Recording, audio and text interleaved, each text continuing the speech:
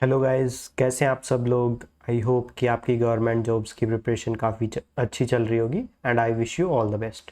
तो इस वीडियो में हम एसएससी सीएचएसएल का परसेंटेजेस टॉपिक करने वाले हैं through previous year question papers. CHSL का 2022 में जो एग्ज़ाम होना था, जो 23 में हुआ है, उसके क्वेश्चंस हैं और उनमें जैसे जैसे कंसेप्ट आते रहेंगे आई विल टीच यू। तो लेट्स स्टार्ट, ठीक है, प्रैक्टिस करते हैं साथ में।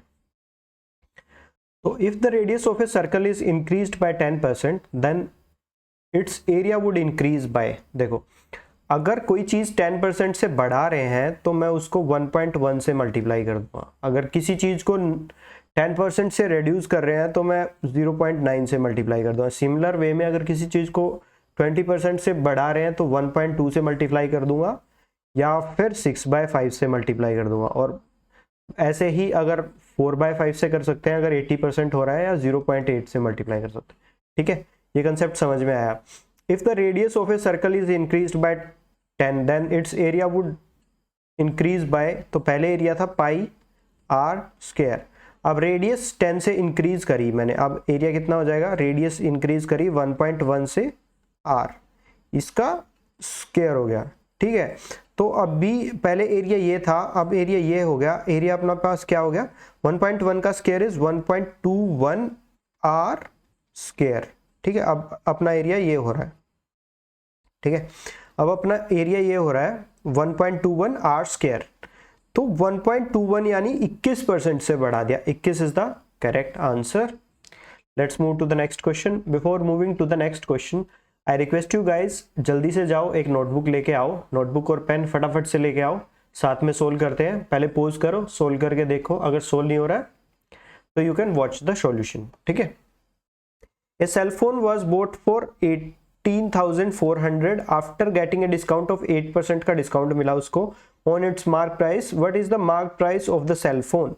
अगर मेरे पास मार्क प्राइस है, उस पर 8% का डिस्काउंट कर दिया मैंने, तो वो 92% का रह गया। 8%, 100 में से 8% का डिस्काउंट दिया, तो 92 को मैं ऐसे लिखता हूँ 0.92 मल्टीप्लाई करके, वो हो गया 18,400। ठीक है, तो अपना MP हो रहा है इज इक्वल टू 18,400 और ये 2 जीरो अलग से डिवाइडेड बाय 92।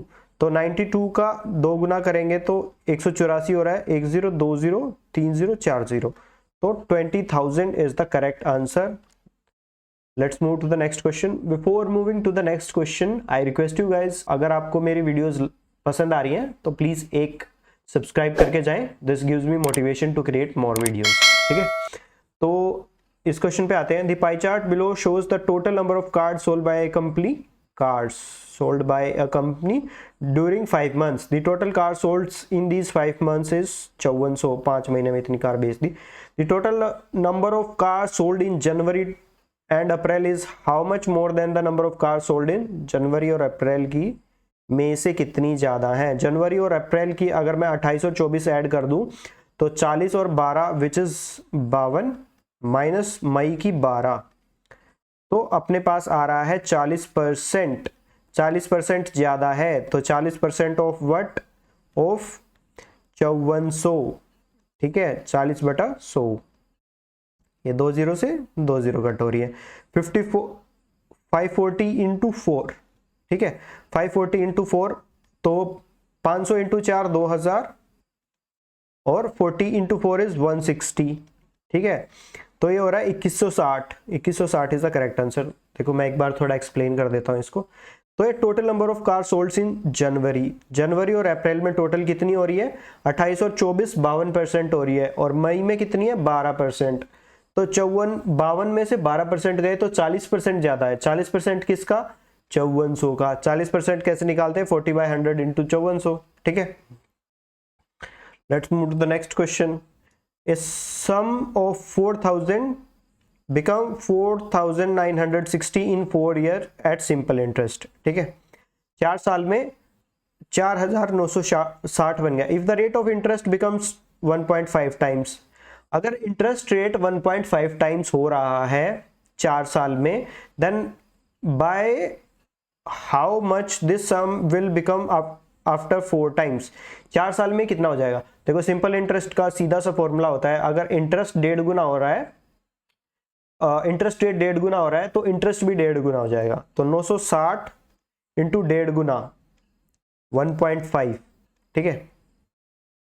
तो ये अपना इतना इंटरेस्ट आ जाएगा। 960 का 1.5 गुना कितना हो रहा है, ये 0 से ये पॉइंट चला गया तो अपना 15 6 90 और 9 कैरी, 15 9 135 और 9 इज 144, ठीक है। और 4000 उसमें पहले का 4 और 1 5000, 5440, 5440, this is the correct answer.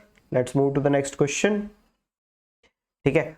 Amar buys an old washing machine for 45 रुपए की खरीदी, उसने 500 उसके रिपेयर पे लगा दिए तो उसको 5000 की पड़ गई।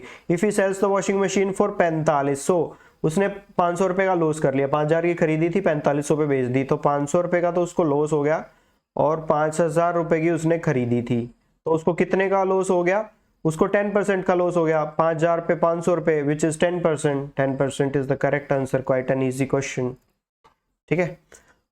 Let's move to the next question. A sum of 3000 become 6000, 3000 का 6000 हो गया, 100% का एप्रिसिएशन आया है, ठीक है। 100% का एप्रिसिएशन है। When invested in a simple interest पे इन्वेस्ट किया है, if the annual rate of interest and the number of years for which the sum was invested are same, rate और number of years same है, PRT लिख लो इसको, ठीक है। Time, rate और टाइम सेम है, then what is the annual rate of interest. अगर 5% लेते और 5 साल के लिए लेते तो 25% बढ़ता, 20% को 20 साल के लिए लेते तो अपना 20 गुना 20 इज 400%, और 10% को 10 साल के लिए लेते which is 100%। So this is the correct answer. Let's move to the next question.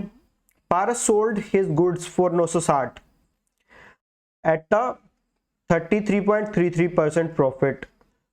Find the price at which he must sell his goods so that he earns 20% profit, ठीक है भाई।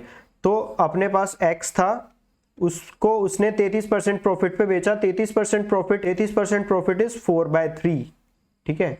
अगर x को अगर 33% इज 1/3 और अगर वो 33% profit पे बेच रहा है तो 100 plus 33% which is 133%, which is 4/3, 4/3 is the multiplying factor. उसने इतने पे बेचा तो उसका 960 आ रहा है, ठीक है। Paras sold his goods for 960 at a 33% profit. Find the price at which he must sell his goods so that he earns a profit. तो अपना इतने पे बेचा तो अपना x आ रहा है 960 गुना 3/4, ठीक है। अब ये तो उसका कॉस्ट प्राइस हो गया। कॉस्ट प्राइस पे उसको चाहिए 20% का प्रॉफिट। 20% इज या तो 1.2 से मल्टीप्लाई कर लो या 6/5 से मल्टीप्लाई कर लो। I will multiply it with 6/5। तो ये अब x नहीं बचा है, ये x इंटू 1.2 या फिर 20% प्रॉफिट वाली चीज बन गई है ये, ठीक है। तो इसको कट करेंगे तो दिस इज 240, ठीक है। ये 240 हो रहा है और इसको 5 से कट करेंगे तो ये हो रहा है 5 4 ज़ा 20 और 40, 5 8 ज़ा 40 और दिस इज 6 3 ज़ा 18, ठीक है। तो 48 इंटू 18, तो 18 इंटू 8 इज 4 144 और 18 4 ज़ा 72, दिस इज 82 और 4 इज 86, तो 864 इज द करेक्ट आंसर। देखो मैं एक बार फिर से बता देता हूं। हमारे पास कोई कॉस्ट प्राइस था x, उस पे 33% का प्रॉफिट हुआ, 33% का प्रॉफिट हुआ या उसने बेचा कितने पे 1.33 पे, या 133% पे उसने बेचा, 4/3 से मल्टीप्लाई करेंगे तो 960 आ रहा है। तो x अपना आ रहा था 960 इंटू 3/4, ठीक है। उसको x को 1.2 के प्रॉफिट पे बेचा तो मतलब 20% के प्रॉफिट पे बेचा तो मैंने 6/5 से इसको मल्टीप्लाई कर दिया, तो फाइनली आंसर अपना 864 आ रहा है। Let's move to the next question. Vikram allows 2 successive discount of 20% and 10% on the mark price of a book. तो पहले उसने मार्क प्राइस था, उसने 20% का उस पर डिस्काउंट दिया तो 80% बच गया, तो मैं 0.8 से मल्टीप्लाई कर दूं, ठीक है। फिर उसने 10% का और डिस्काउंट दिया उस पर तो वो 90% बच गया, ठीक है, is equal to selling price, और mark price into 0.72 is equal to selling price. तो 72% पे बेचा है मार्क प्राइस के, तो 0.28 और 28% इज द डिस्काउंट। 28% डिस्काउंट किसके बराबर है? 252 के बराबर है, ठीक है। Then how much profit will Vikram get on the book if the cost price is 600? 28% is 252, ठीक है। तो मार्क प्राइस का 72% कितना हो जाएगा जिसपे उसने बेचा है? तो 1% इज इक्वल टू 252 बाई 28.28, और 72% इंटू में 72 कर दूं मैं, ठीक है। तो ये उसका सेलिंग प्राइस हो गया, और कॉस्ट प्राइस इज 600। तो सेलिंग प्राइस निकालने के लिए अगर मैं इसको 28 से कट कर दूं तो ये अपना जा रहा है 9, ठीक है। 9 टू ज़ा 18, और ये कैरी आ रहा है 9 टू ज़ा 18, और ये कैरी 9 7 ज़ा 63 64। तो 648 रुपए पे उसने बेच दिया, 600 पे खरीदा था, तो उसको प्रॉफिट आ रहा है 48 का। देखो मैं दोबारा बता देता हूं, मार्क प्राइस था अपना, उस पे उसने 20% का डिस्काउंट दिया तो 0.8 बच गया, और 10% का डिस्काउंट दिया तो 0.9 बच गया, इज इक्वल टू एसपी। तो MP into 0.72 is equal to SP.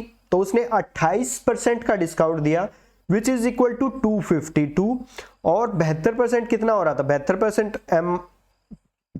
MP का 72%, 1% तो अपना 252/28 हो गया, और 72% निकालेंगे तो एसपी आ जाएगा अपना इंटू 72.72, पॉइंट से पॉइंट ये वाला बाय 100 से बाय 100 कट जाएगा, और अपना 648 आंसर आ जाएगा।